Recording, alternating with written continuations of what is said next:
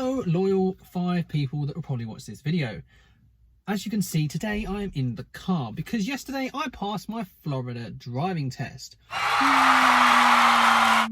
And it was the easiest test you could ever take in the world. The actual total exam only took 4 to 5 minutes, not including time at the DMV, filling out the paperwork, which didn't take that long either. I had an appointment, it was pretty quickly in and out.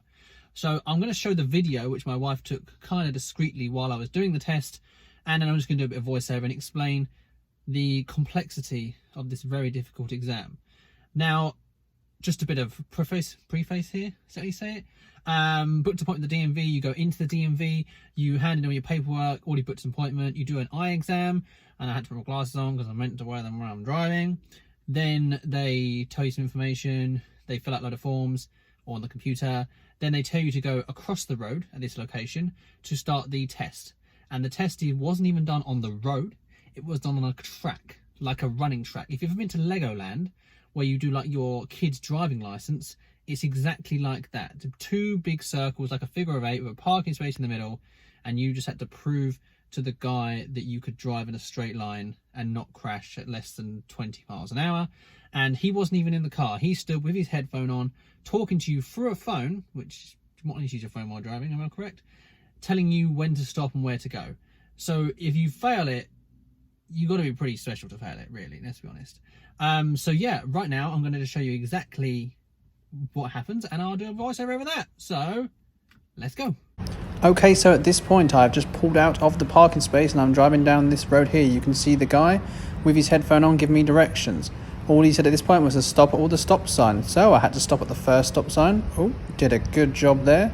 And then continue driving around the first section of this circle. Really tricky trying to stay in the lanes here. Obviously no other cars to distract you on the road though, like you have in real life, but that's not to worry. And I have to stop at this cone coming up here because he wants me to do kind of an emergency stop.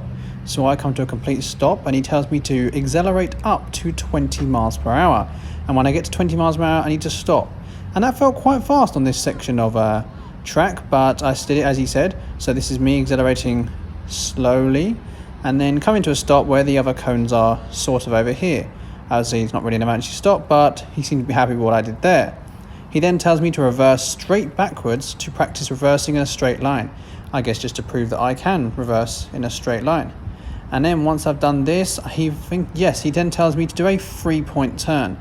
Now this was probably the trickiest bit of this very easy test because it's quite a narrow track, and he said to not go on the grass. And some cars might struggle with this 3-point turn, so I did it a little bit slower, but I think I did okay, and I looked out the window of it to avoid not sitting on the grass. But really, I even think if you went on the grass a bit, they're not going to fail you. Just so they just want to see you using your mirrors probably and turning around effectively in the lane. Okay, so we now turn around and we're going to make a left at this little junction. He tells me to turn left and wait at this cone because I'm then going to practice my parking. Parking in reverse, you may ask? No, parking in forwards, because everyone struggles with that. So he tells me to stop and he tells me where the parking space is, which I can clearly see is on my left, as I've watched everyone else do it as well. And then I just need to park straight in. Obviously this is not a challenge whatsoever. Other drivers did struggle actually getting all the way in the space, but I didn't have a problem. I'll look at cars in the way. Then he tells me I need to reverse out. Now this looks a bit slow. I just didn't want to hit the cone. I had plenty of time. So I just tried to keep it tighter than all the other drivers did and not go into the other lane, which a lot of them did. They went out really far and didn't get the space, didn't park tightly. But I think I did okay. Okay, then he tells me to pull up at this stop sign and continue right around the rest of the track. And there doesn't seem to be any other cars in this vehicle. No, still no cars on here, so nothing to practice on the road. No pedestrians, no cyclists, nothing else. So yeah, I just drive up around here and then I come out of the view of the camera. At this time I was thinking, wow, is this it really? There's nothing else I have to do? And I just have to come back around the edge of the circle. So I'm coming back now, wondering if there's any more to the test. Nope, I just come up to this stop sign and then pull back into the driving thing, and that is the total of the test. That is all that is needed for a driving test in Florida. Now I don't know if this is because of Corona or if this is how they normally do it, but I really think they should probably do this bit on the road just to see how everyone reacts with other drivers. Remember, this isn't just special treatment for me, this is for all the other people as well.